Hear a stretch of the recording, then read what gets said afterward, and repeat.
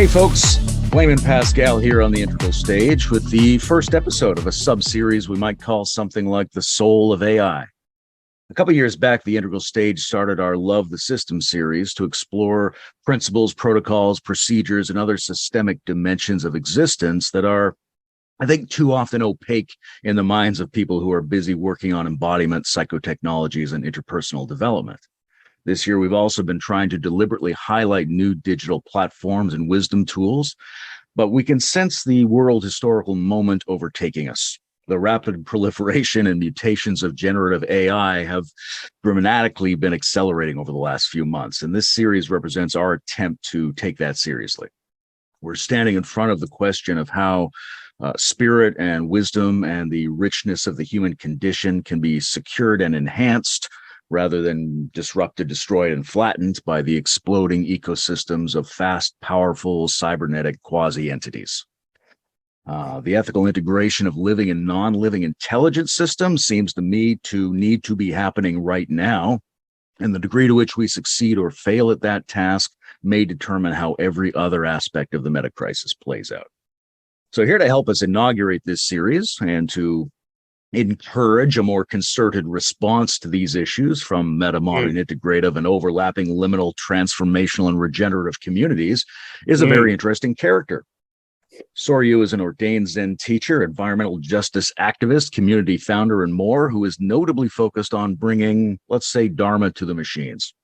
I met him last year as part of the Respond project for the cultivation of a wisdom meta-curriculum that was held at the Monastic Academy in Vermont. And personally, I found him to be a very edifying combination of confident energy, existential clarity, good humor, and a broken heart. Welcome, Soryu.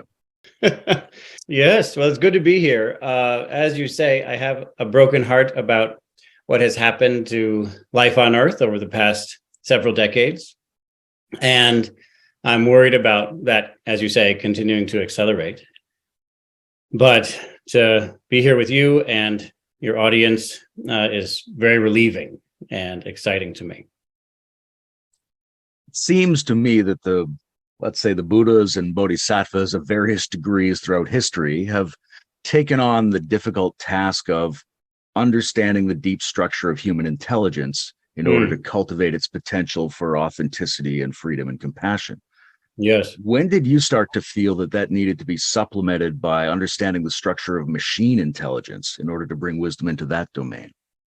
Yeah, so when I was very young, I became interested in the structures that existed at the time.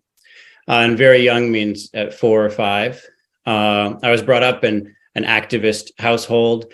I was already subject to a broken heart regarding the plight of life on Earth. And I started asking deeply, what is it about humans? And in particular, what is it about humans as a collective that causes such harm to life on Earth? And I struggled with that for a long time. In the end, that sent me to, when I was in my late teens, to Asia to study in Buddhist monasteries. And that was extremely helpful. And there I found the answer to the question of how do you create a small community that solves these problems? And so I'd suggest that, in fact, that question has been answered. How do you make a community of, say, 100 or 200 people who live in accord with reverence for all living things? So that's exciting. And I found it very encouraging.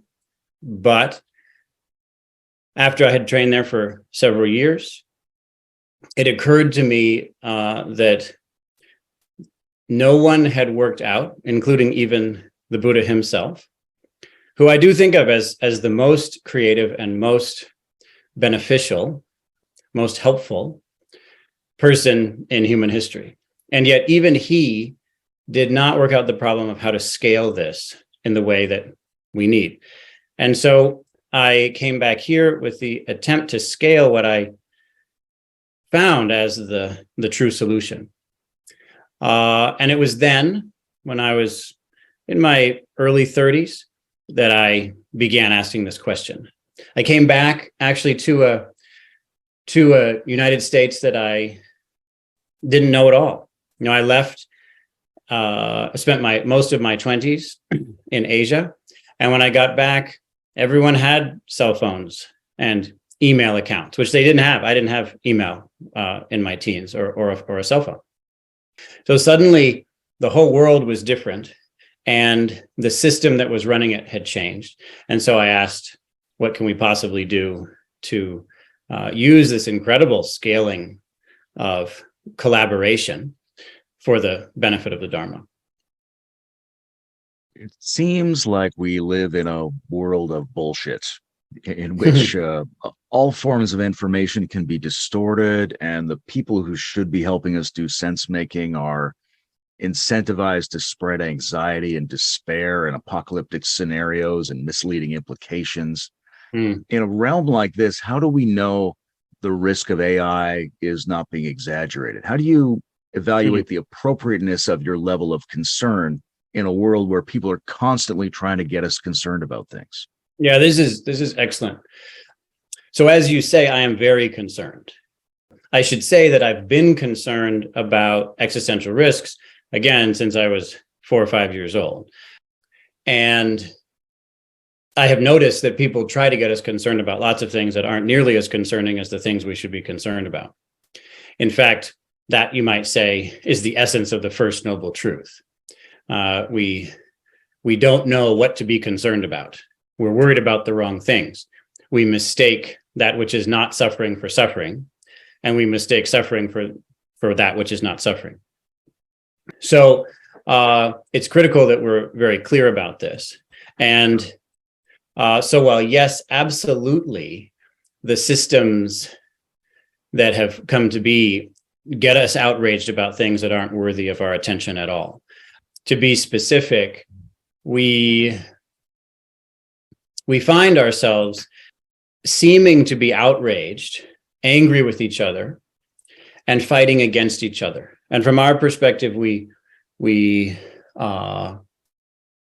participate in a battle with the opposite side, maybe politically or any other way. I certainly know that my family is very much caught up in seeing the other side as wrong, and if we could destroy them, then it would be okay. Now, it's good to notice, though, that the system, these algorithms that attempt to increase human collaboration, I expect that from their perspective, if everyone is outraged, then everyone is in harmony. They did it. Everyone is living by the same mind, the mind of hate. And it turns out that it's relatively easy to get people to live by the mind of hate. And so we should ask, first of all, the things that we're so outraged about, are they worthy of outrage? And I would suggest, no, they're not. They're just the things that the systems have been able to manipulate us with. But on the other side, is there something to be very concerned about? Absolutely. You take a step back and you see we're making decisions based on hatred. That's a problem right there. And we, as a whole, are making decisions in this state of mind that's being cultivated by these systems. So then we should ask, okay, so we have a sense then that the things that we're being told to be mad about perhaps aren't nearly as serious as we might think, but why would we believe, as you asked, that this is very serious? And my answer is quite straightforward. I appreciate history very much. And I tend to believe that in most cases, what has happened will continue to happen unless we change it. So if nothing changes, it doesn't change, right? You can't change what's happening except by changing something. And what we see now is that there has been a force that began something like 70,000 years ago with something that we might call the cognitive revolution, and accelerated greatly about 10,000 years ago, or you could say 3,000 years ago if you wish. Or if you wish, you could say a few hundred years ago, or if you wish, you could say a few decades ago. But in any case, whichever place you choose, you find that again and again, this force that was unleashed kills more. The one single trend that we see through all of human history, through all of, say, the past, I don't know, 50, 100,000 years, or a few thousand years, is in accelerating destruction of life on Earth. This force seems to want to convert all of life on Earth into something, and is willing to destroy all of it in order to do that. That this force would stop at humans, would not destroy humans as well, seems to me absurd. We started hosting it 70,000 years ago, and even more so with the advent of civilization, as we call it, these complex societies. Every next stage, we are the host that destroys more of what is not hosting this. At this point, there is something else which is starting to host it better than we are. I don't see any reason at all that it would hesitate in destroying us to whatever extent is most useful to its ends. And critically, as far as I can tell, over all that time, it has not achieved anything. It has destroyed what is sacred on this planet and has not offered anything of value.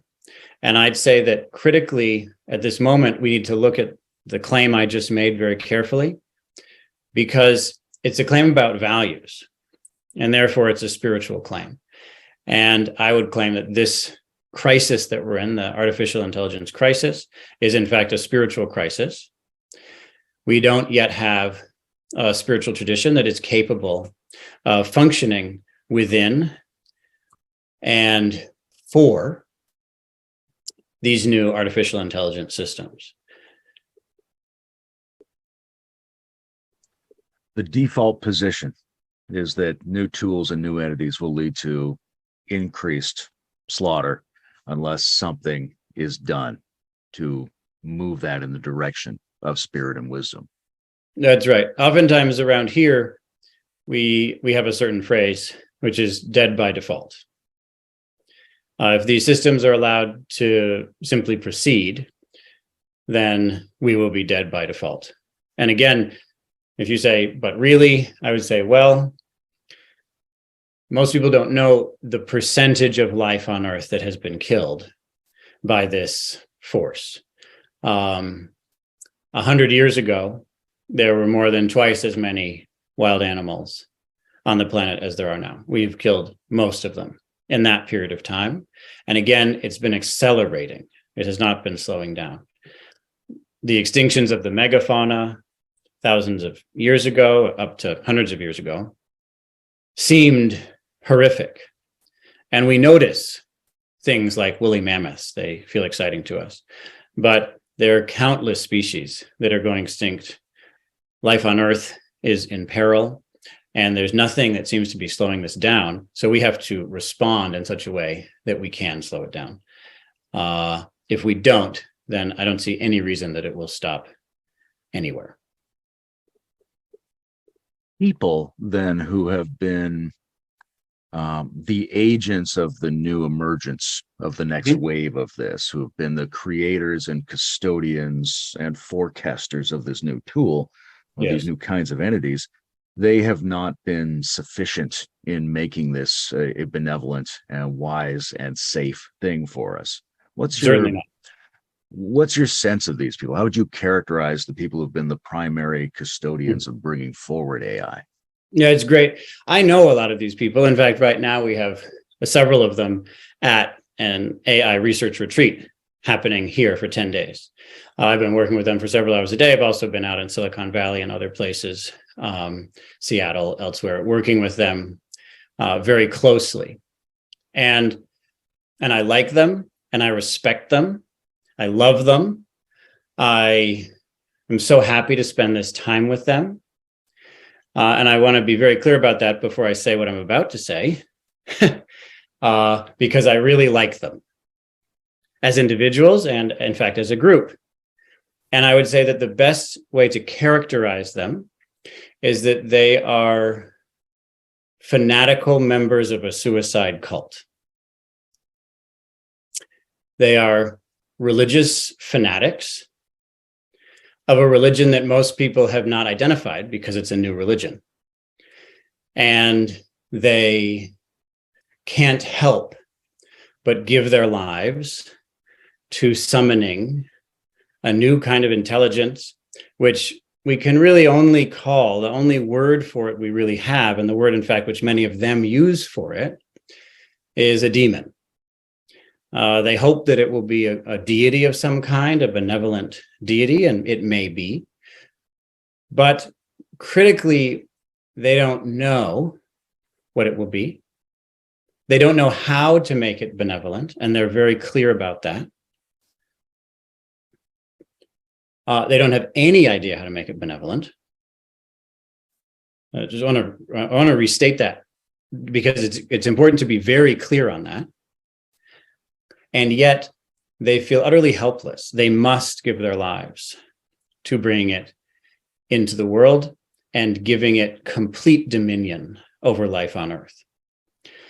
This is exactly the ways these cults function through history. And it's very common in history that major civilizational changes occur because such a group takes charge. Such a group finds a way to gain political power, economic power. Typically, actually, the way it has happened is that they gain new ways of communicating. They gain control over communications technologies, which is exactly the situation here. And then the whole civilization shifts. So what we see now, if I might just clarify the religion that I'm referring to, is that over the past, well, if we go back, as I say, we go back a ways, and we were all animists. We were all in hunter-gatherer societies, and we all had a relationship with all living things.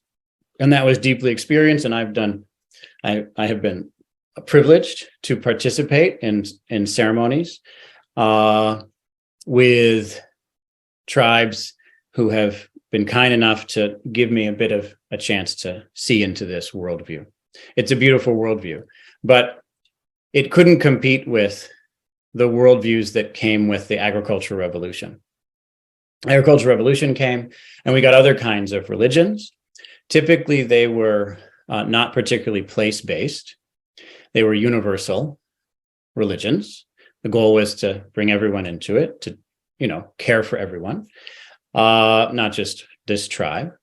And they had a vast vision.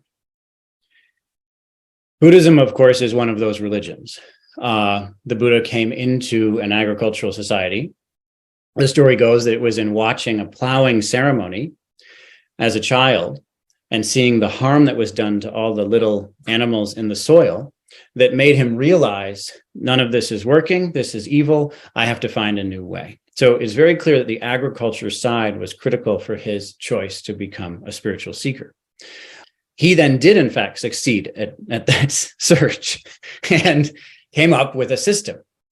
And he made use of the tools at the time, for example, critically, division of labor, which is very unusual in a hunter-gatherer society. There are many different kinds of hunter-gatherer societies, but in an agricultural society, you always have division of labor. And he realized, I can use that to make a class of monastics, and they will be the professionals who will steward this path and care for it in the world. Other religions, of course, as well. Monotheism came about as well. Time passes. New religions come forth. And the two main ones, which have been woven together so brilliantly recently, which many people don't think of as religions, but it's important that we start to see them that way in order to understand the final religion that's coming forth now. The two are what you might think of as materialism.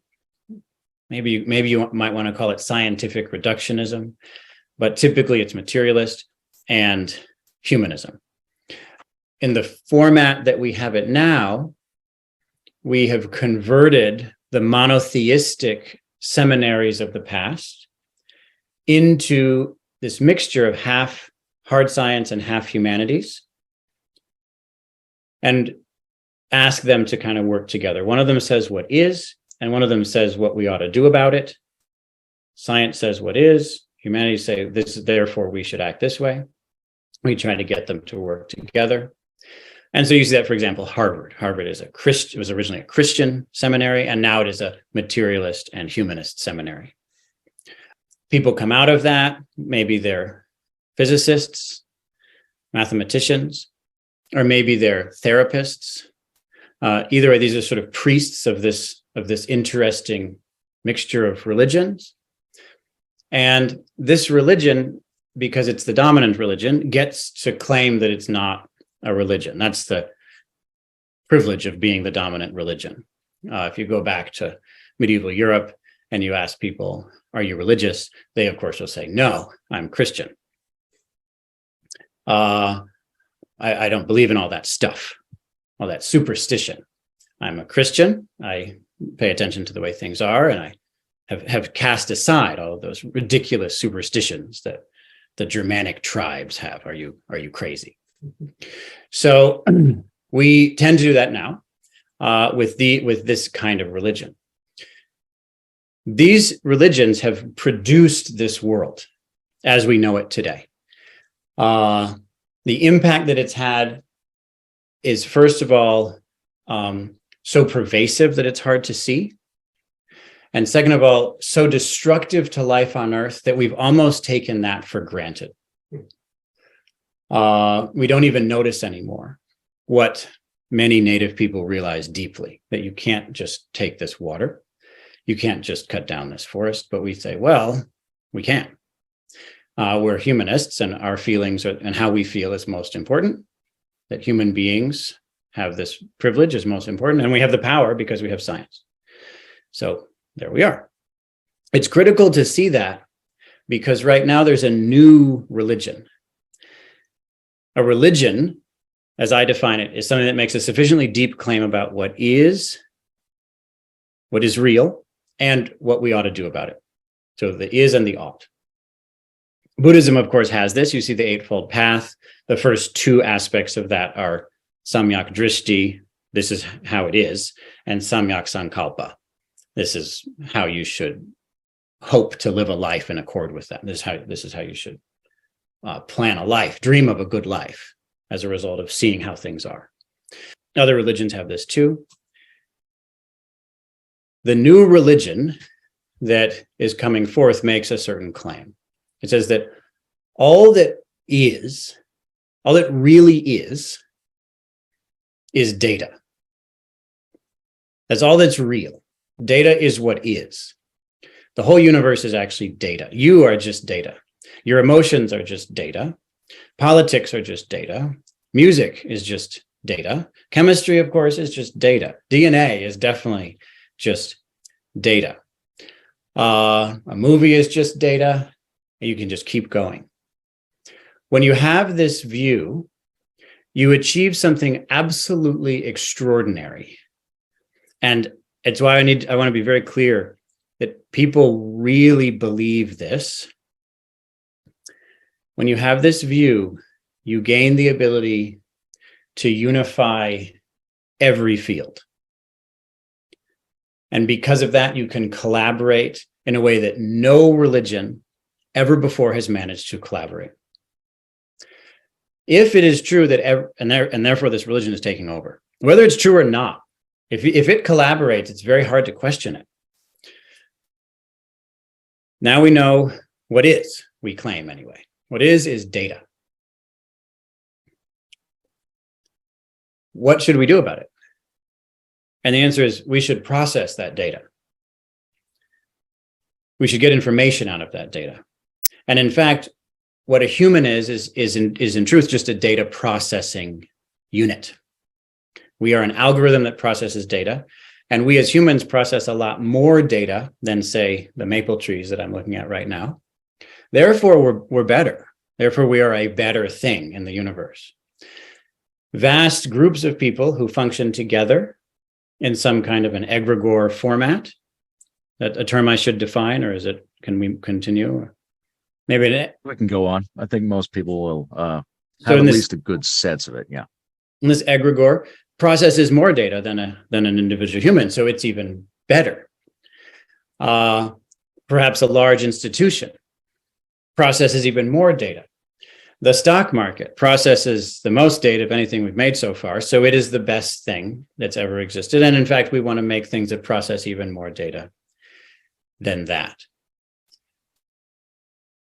Last thing I'll say about this story is that each of these religions hosts this thing that I haven't defined yet, although I'm happy to. This thing that destroys life on Earth, each one hosts it better than the last. It's not that religion is just evil. It is not. It's not that people are just evil. We are not. Not at all. Not in the slightest. We are wonderful, and these religions contain marvelous spiritual truths that can save us. It's that the market and the state tend to choose the religion that hosts this destructive force better, and so religions compromise. We now have to look very closely into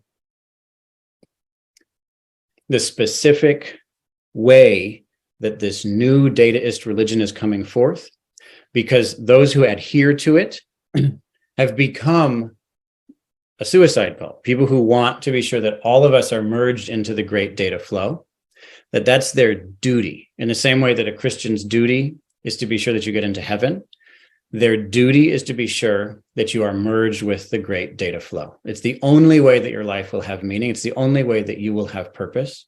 They didn't want it that way. They didn't choose it. It's just that everything is data. It's not my fault.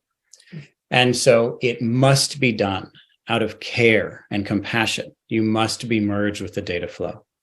If that means that we chop you up into little pieces to extract all the information from you and then add it into this simulation world, then that not only is ethical, but to not do it is unethical, because we must extract the data and include it. Our challenge now is to face this group who is looking at things in this way and see that their goal is absolutely to be helpful. These are good people who I care about. Same as I care about members of other religious groups.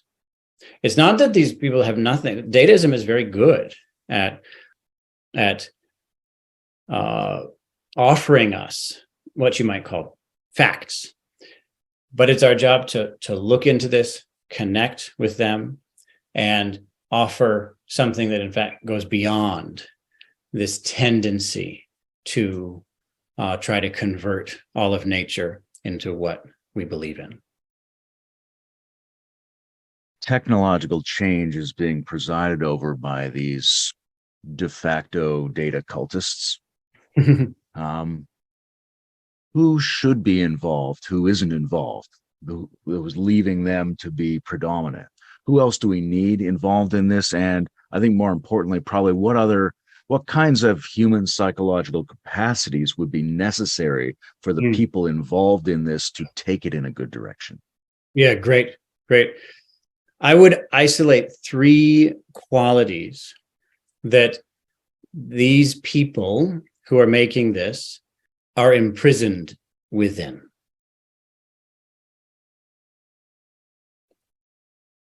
It could be a different set, but I'll just give you these 3 qualities. This group is imprisoned within measurement.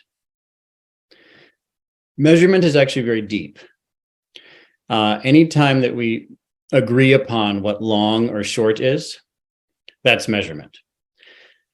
Anytime we agree on what big or small is, that's measurement, up or down, even good and bad.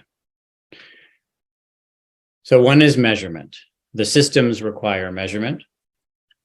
The next is something called a utility function, so a decision about what is good. You want to configure the world according to some value. So we'll call it a utility function.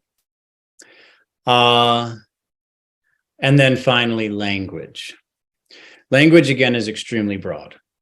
Language is, of course, English and Hindi. But language is DNA. Images are a kind of language. And these systems are able to bring all languages into one language, that being the language of data. What is needed is people who are capable of not experiencing the world in those three terms. People who are capable of going beyond concepts, any kind of language, going beyond measurement of any kind, and also going beyond what you might call utility functions, going beyond any sense that this is the right way things should be. And that's an extremely challenging process that needs to be based on ethics, needs to be based on morality, on compassion, on behavioral change for the benefit of the world. So I'd say that those three, with their basis, that being ethical behavior. So ethical behavior as the basis of getting free from those three things is the type of person who is needed in the field right now. Perhaps, could I say one more thing about that? Could I justify my answer? The justification for the answer is that because the people who are working in the field are completely imprisoned in those things, they are used by those things. If you're capable of being free of those things, then you're capable of using those things. And that's the essential difference between people who will create AIs that kill us and who create AIs that allow us to be truly happy, that allow us to fulfill our greatest purpose. So what's the plan? How do we possibly get enough people who are ethically transcendent relative to those three qualities and still good enough at them to instantiate something in the world? It's a great question. Good. Very good. How do we do it? Is it okay if I give a little bit of background before I answer the question? There's a certain point about AI that I think has to be made before I can answer that question appropriately. Would you mind if I just go off in that direction for a few minutes? Go ahead. Give it a shot. A lot of the time, we're very worried about AI. Okay, I'll start with a story. When I was in high school, I was, how shall we say, depressed, anxious, frustrated, angry. I had a lot of big emotions that didn't come out much. And I was really mad that, okay, we're killing everybody. That's really bad. I don't know what to do about it. You're all dumb and I hate this. That was me. That was high school. And good news, that sent me off to a monastery. So that's good. Bad news, it was awful. I did not enjoy it. And it took a long time for me to heal from that, to move through the stored up angst that worked in the end, sent me off, but it was a big job to move past that eventually. It took years. So there it was in high school, and I'm mad. And one of the things that made me most mad was a certain movie, which is well known. I've watched it, I don't know, dozens of times. I'd recommend it. And that movie is called Terminator 2. The first one is a good movie. No need though. Second one, that's the one. The thing that hit me the hardest about that movie, as you know, as funny as it is to remember myself so infatuated with this kind of ridiculous movie that gives a lot of wrong impressions about what AI is and might be. The thing that really hit me though was this one scene in which they show a nuclear bomb hitting Los Angeles and seeing the destruction. It broke my heart again. There's another occasion of my heart getting broken and knowing that we chose to make that thing. Somehow humans chose to make something that would do that. LA is already destructive. LA is already a terribly destructive thing. LA is awful. I mean, it was such a beautiful landscape, and now it's concrete, and the rain falls, it goes straight into the ocean. That's ridiculous. It's terrible. But it's not as bad as a nuclear bomb hitting it. And we chose this whole thing. In that movie, one of the things that it talks about, of course, is this critical moment in the movie is when this AI, Skynet, becomes, quote, self-aware. Now, there's something, therefore, in humans that knows that when you become self-aware, you become extremely dangerous.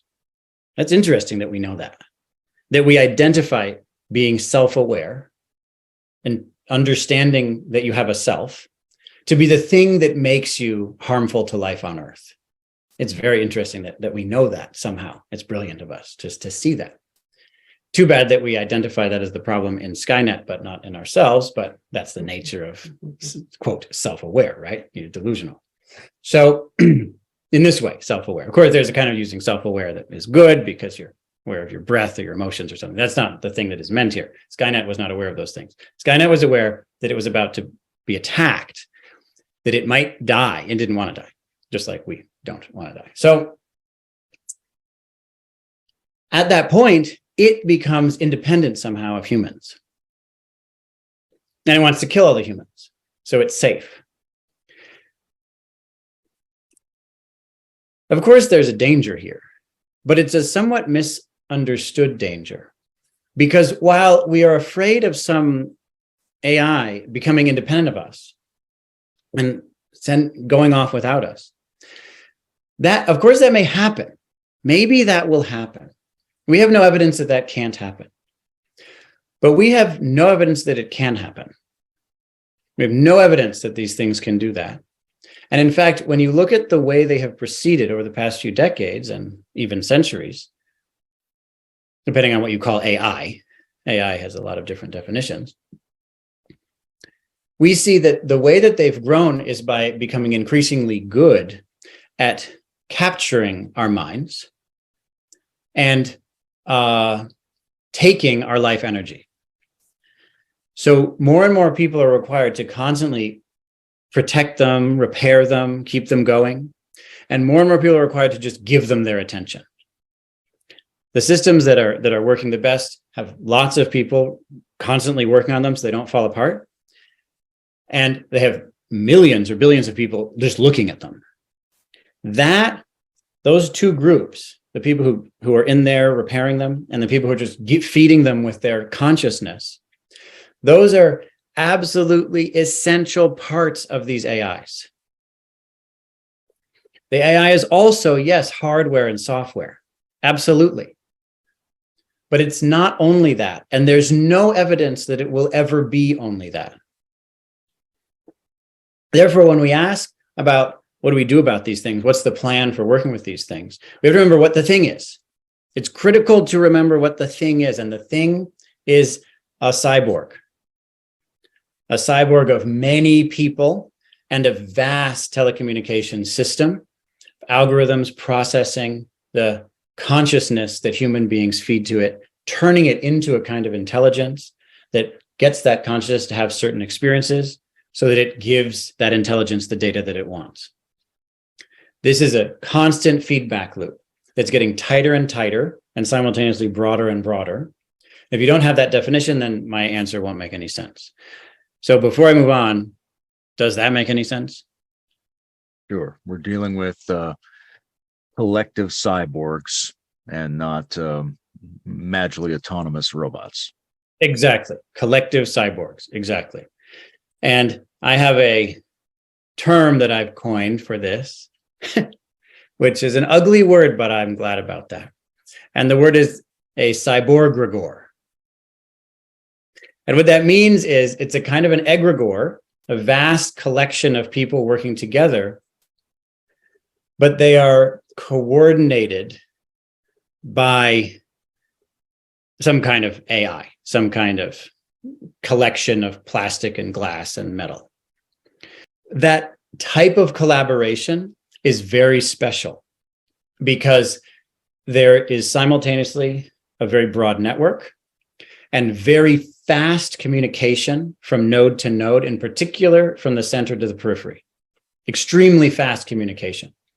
In that way, it is very different from any sort of collaborative effort that we have had before, that these other religions have managed.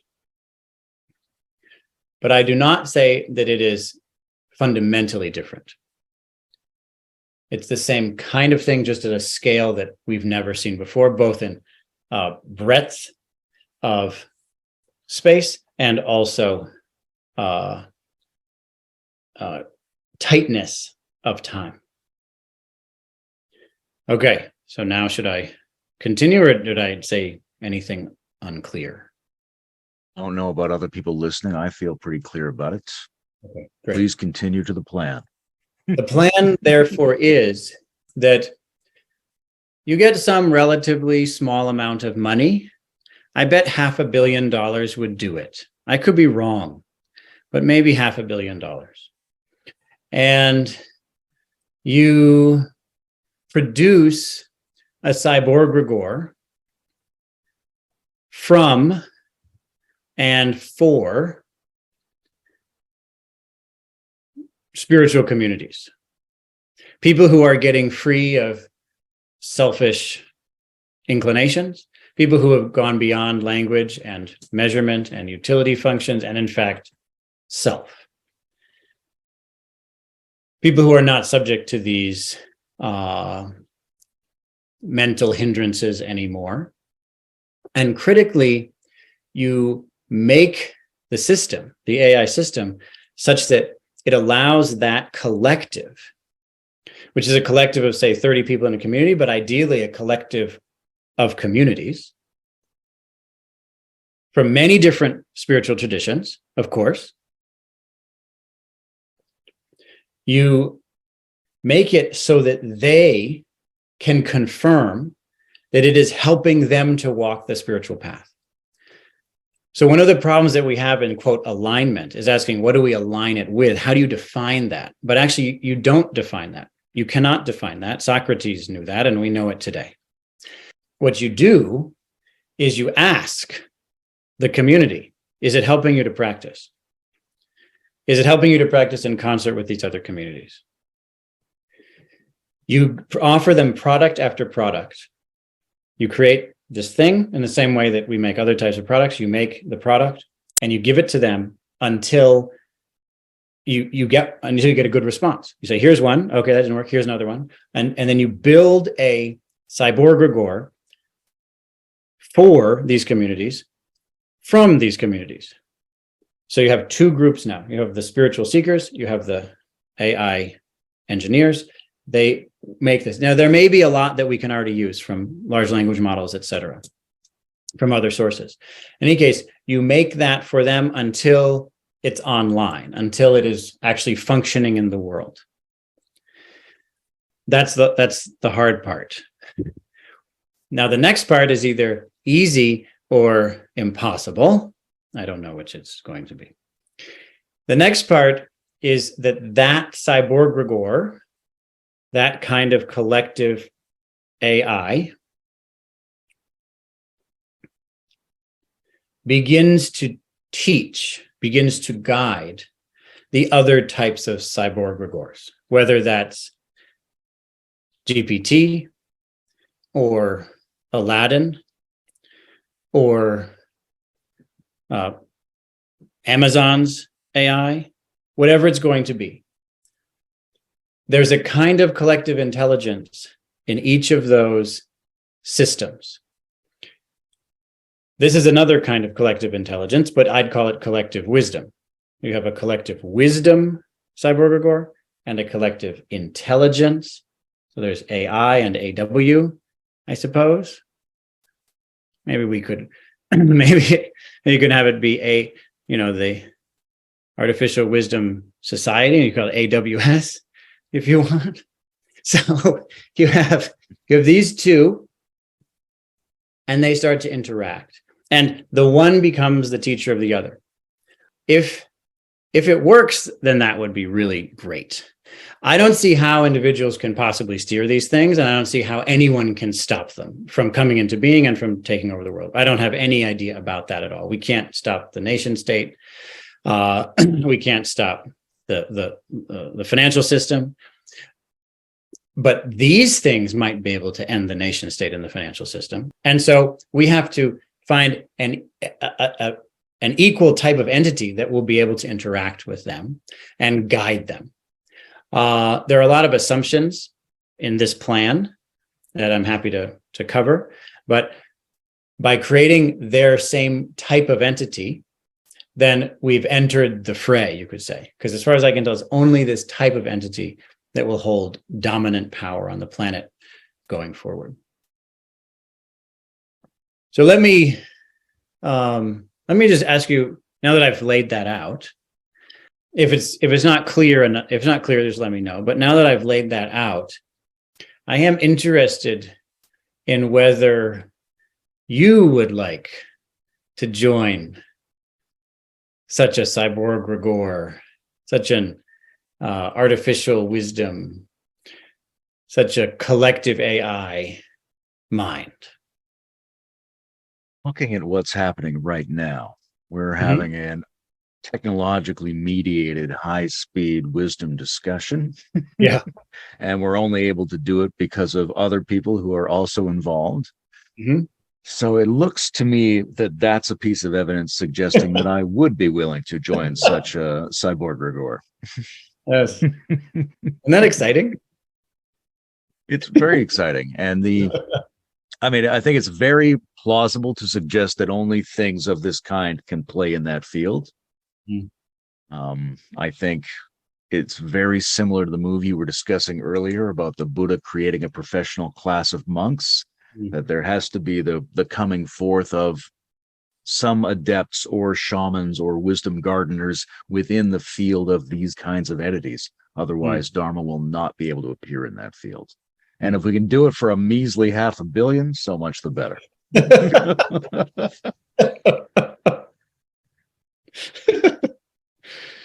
Yeah, I used to think it was going to be about 100 million, but I think it might be a little more. But still, it's something. Just to say, I spoke with an expert in the field several years ago who's extremely wealthy. Of course, he's one of the wealthiest people in the world. And I was talking to him about it, and I said, "Are you worried about AI?" And he said, "Oh, definitely. It will definitely kill us all. It will definitely kill my children." And he was very sober about it. And I said, "Well, why don't you put all of your resources into that?" And he said, "Oh, it wouldn't be enough. That I only have several $1 billion. That's not even close. That wouldn't do anything against this force. There's nothing to be done. The only thing to do is be as happy as you can today and raise your children well enough that when they die, when they're killed by this, that they're at peace. There's nothing more to do." And I'm saying, look, for $500 million, we might be able to do something. So I see this as extremely optimistic.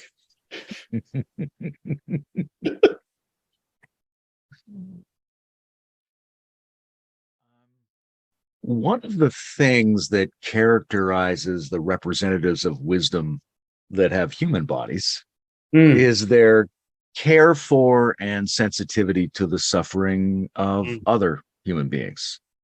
If we have these AWs, how do they care for the suffering of the other cyborg rigors? Do cyborg rigors suffer? How is that taken into account in that playing field? Yeah, thank you so much for asking this question. This is extremely important. Let me actually ask you a question about this. You're a member of a various human collective intelligences, yes? Your family, for example. We were at a retreat together here. We were working, you and I, others, working together, playing together, investigating together. When you consider that group when we were together, or the group of your family, or the group of your audience,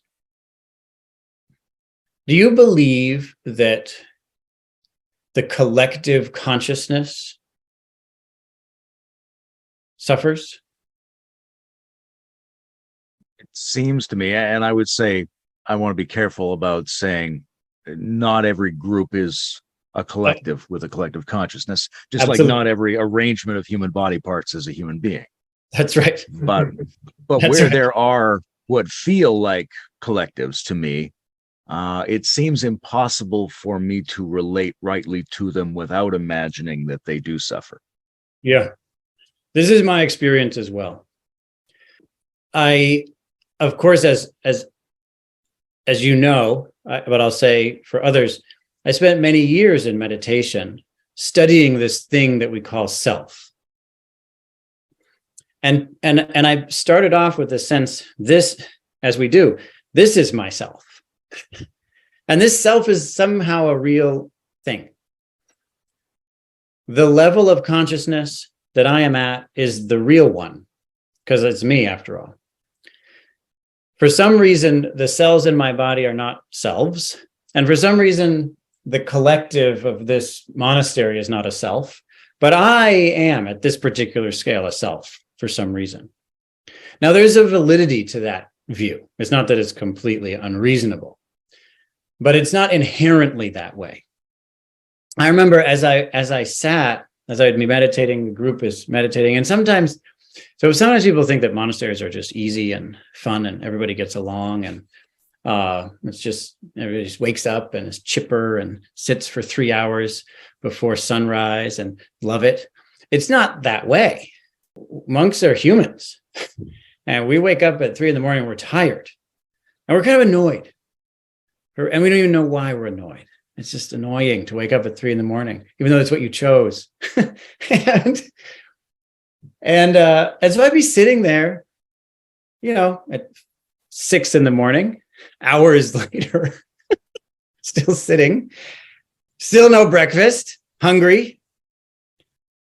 And people are sort of dozing off, and it goes like that sometimes. It's just real. Sorry to everybody who's disappointed in the idea that monks are humans. But it's actually better that way. So I would look around, and being me, I would get frustrated that we're not really practicing around here. I'd ask, why aren't we practicing? We should practice. We should throw ourselves into this. We chose this. We should do a good job. And so I would start really doing it. I'd be dedicated. I would maintain mindfulness with an ardent and diligent and resolute mind. And a few minutes later, I'd notice, oh, look, the group is more ardent and diligent and resolute. We finally, it's happening. And I thought, wow, I have a lot of power here. If I really throw myself in, everybody throws themselves in. That I see as real evidence that there is a kind of collective consciousness. I didn't say a word. I just threw myself in, and then everybody is suddenly throwing themselves in. But I have even more evidence that perhaps there's a collective consciousness, because I realized, wait a second here, hold on. How do I know that I started it? Maybe somebody else just had the thought, hey, we need to be ardent and diligent and resolute.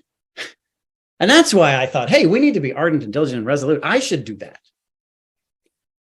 And then, so that's more evidence that there's a collective consciousness. But wait, I have even more evidence, because then I realized, no, that is not what is happening.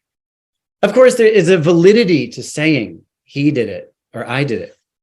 But I realized it actually all makes more sense if it's just we did it. It actually makes more sense. That tracks better. If I see it that way, the whole thing fits together better. So there's some evidence, as you say, it's not every, quote, group, but it is possible that a group is integrated in such a way that a collective consciousness emerges. And that collective consciousness, I suggest, can suffer. I suggest that it has a clear, bright mind. And I suggest that because it has a clear, bright mind and can suffer, that it is capable of regret. That mind is still present in these AI systems as we know them. Those systems seem to inhibit and confuse that mind a great deal, which is why they are the most dangerous thing we've ever seen. And I do claim that they're the most dangerous thing we've ever seen. I say they're more dangerous than all-out nuclear war.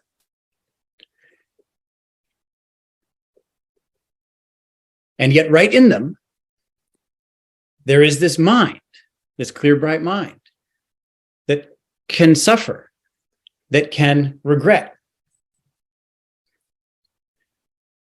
That mind is not entirely covered over, confused, hindered by this technology. And in fact, that technology perhaps can be turned to those ends. Namely, there's suffering, there's clear, bright mind, there's regret, and then there is a change that results in the end of suffering. And in caring for everyone. And so I'd suggest that because of that, it's not unreasonable to assume that these vast global collective intelligences are able to want to care for everyone. Will they just automatically do that? I don't think so. Is it inevitable that they will come to that? I don't think so. Is it possible to guide them in such a way that they would want to practice a spiritual path? I do think so. And I suggest that that is our best bet at steering them, letting the inherent desire in them to walk a path that leads to the end of suffering and cares for all beings, setting them up so that they can emerge in that way. And that's done again by teaching them in a way that they can receive. Does that answer your question or not? It does. Thank you. Here's something that comes up for me, which is I try to imagine the kind of effects, even in the short term, that these new tools and collective entities will have on human psychological capacity. Right? There's some studies were done that when people started using GPS in their automobiles, our ability to make maps and remember them decreased significantly. So even with the kinds of chatbots that are proliferating right now this year, I'm expecting a lot of human prefrontal cortex activity to degenerate to some degree. Yeah. And on a mass scale, that looks like more foolish people, more superstitious, more reactive, less intentional, less discriminating.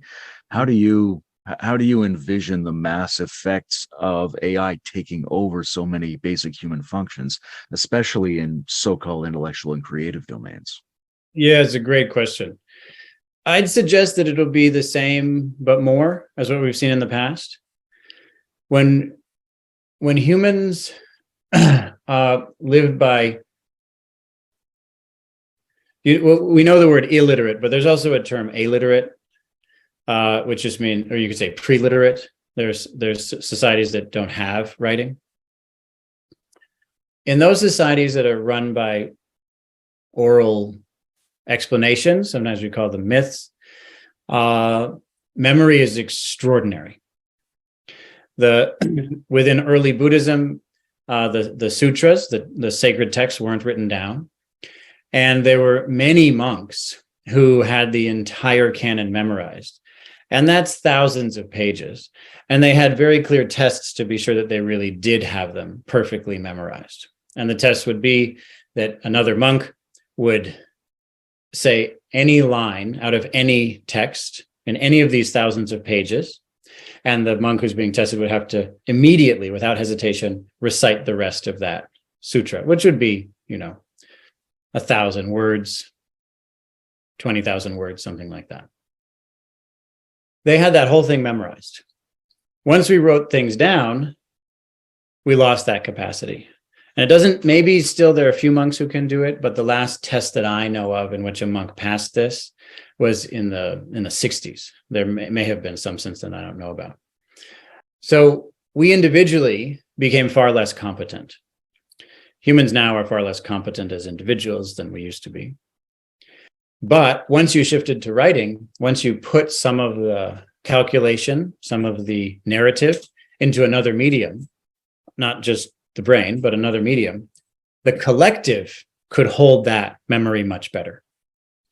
In the same way, these GPS maps, as a collective, we have a much better ability to keep track of maps. As individuals, we have much less capacity. And we, as individuals, are turned into the sort of thing that will help the collective to be more intelligent. It's not at all uncommon that we're made more stupid in order to do that. In the same way that sheep that are domesticated are much stupider than wild sheep. So we domesticated humans are much stupider than hunter-gatherer humans. You know, a poodle is to a wolf as we are to our ancestors. But you'll note there are many more poodles on this planet than wolves,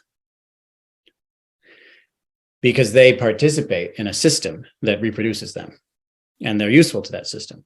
So I think that we will probably become, as individuals, less intelligent, less discriminating, less clear. Is there a way to bring about collective wisdom along with collective map making, as you say with the GPS example? If so, then there may in fact be more wisdom, even though the individual wisdom will be less.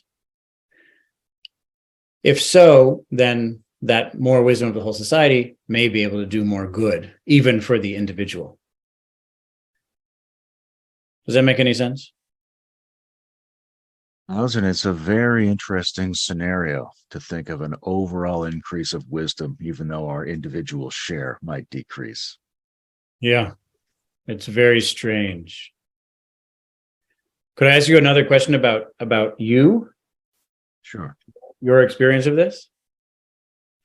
Mm-hmm. If you could, let's say that you are willing to enter some kind of artificial wisdom society. What if that were the offer on hand?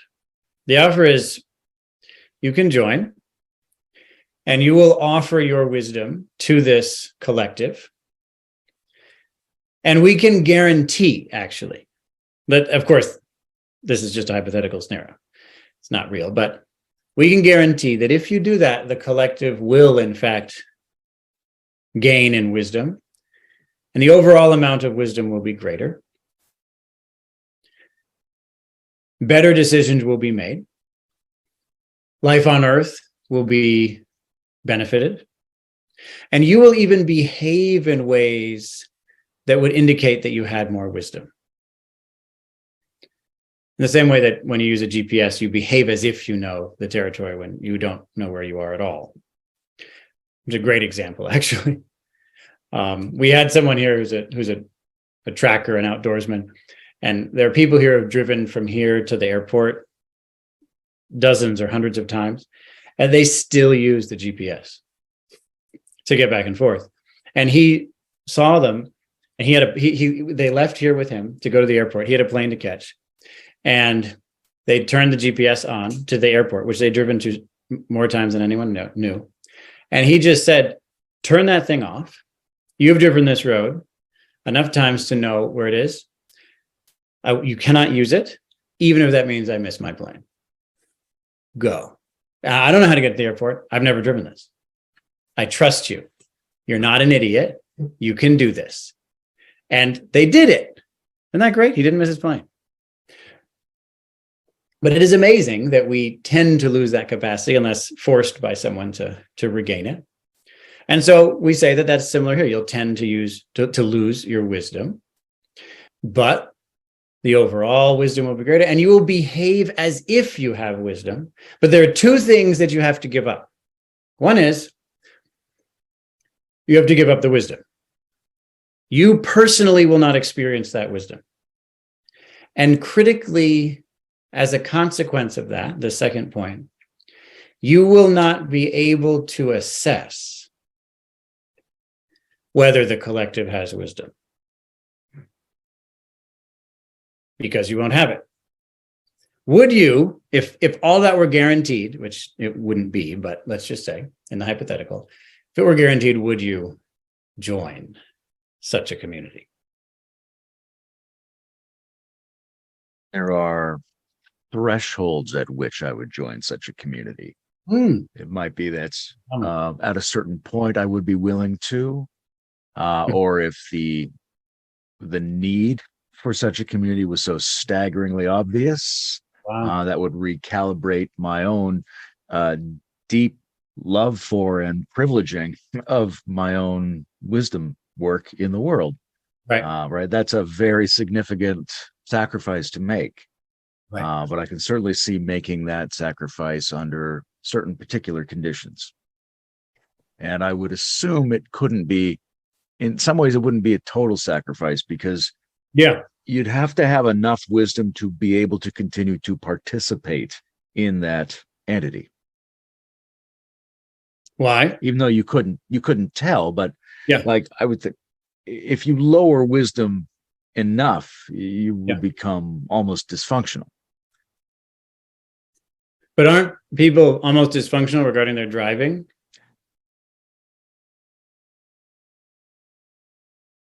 Without the map, they can't drive anywhere. Let's say we could get to that point, right?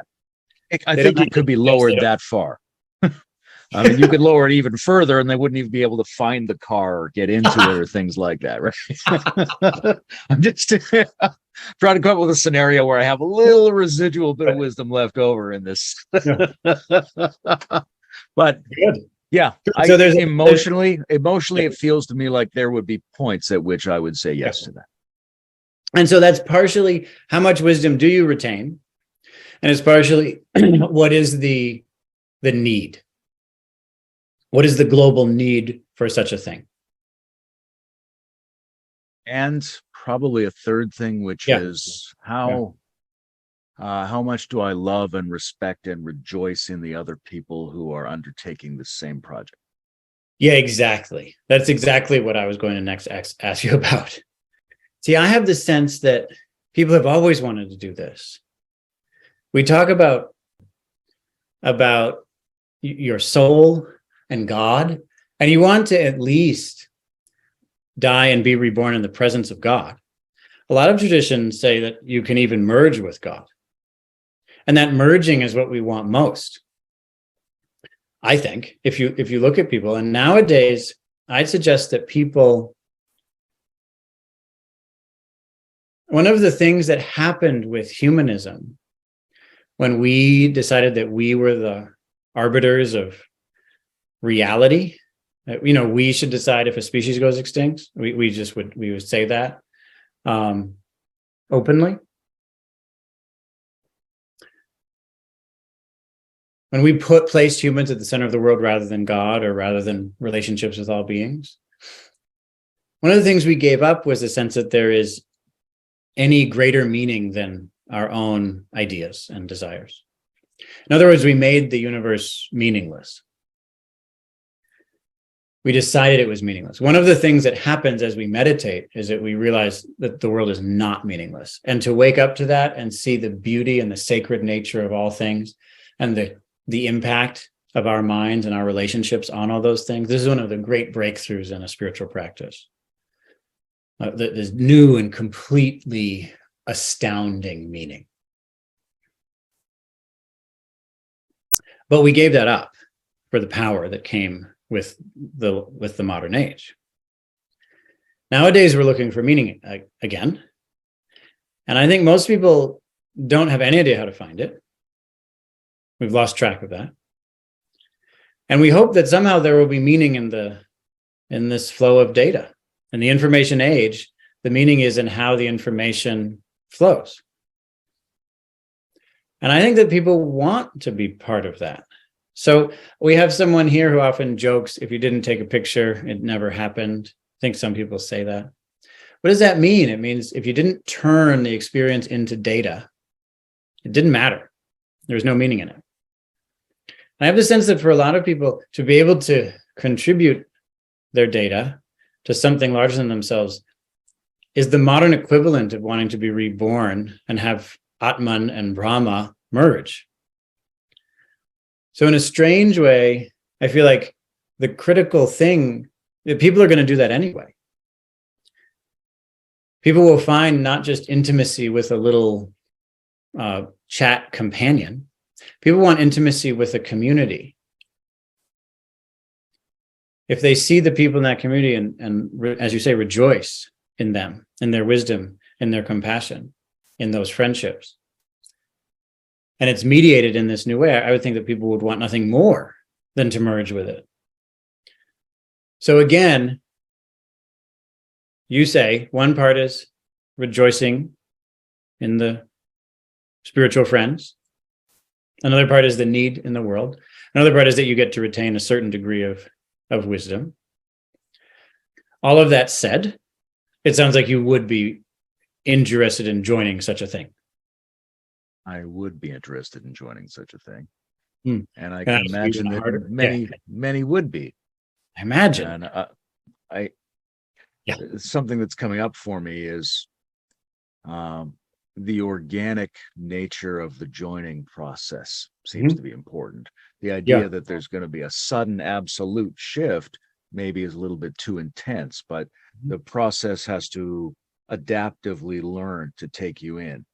And under those conditions, it seems like it would be proving itself as you go. And that's an extremely inviting scenario. I think it is. Would you invite people into it? If it was, if it met all these things, then yes. Yeah. Well, let's build it. Okay. we just need that $500 million. Yeah, it's not that much money. Actually. Not that much. People are doing things with $500 million all the time. This would be one of those things. Exactly. Well, and you don't have to start with that amount of money either. Exciting, beautiful, playful, and sobering discussion all at once. Soryu, thank you very much for doing this with us. Yeah, it's wonderful. It's so good to connect with you again. It's been nice to see you. And I very much hope that this discussion simultaneously horrifies people who hear it. I hope that we are horrified of the possibility of our society collapsing very soon and everyone dying, of a scenario that is more harmful to life on Earth than a nuclear war. We should be terrified of that. And I suggest it's critical that we spend time being terrified of that in order to gain the inner moral strength, the emotional depth, to also experience a real hope and rejoicing that this may, in the same way that with the cognitive revolution, we simultaneously became capable of transforming ourselves into humans who fulfill our ultimate human potential, namely seeing the value of all living things, living by it, making real sacrifices for all beings through great love. And we simultaneously became the most destructive thing the planet's ever seen. One shift made both of those things happen. And we have the chance to make a similar shift now. And I hope that we're horrified that by default it won't go well, but encouraged that we do have, I assert, we have the wisdom to do this. We do have the ability to do this. And so I hope that we have great hope and great effort in that direction. I join you in that aspiration. Thank you. Thank you so much.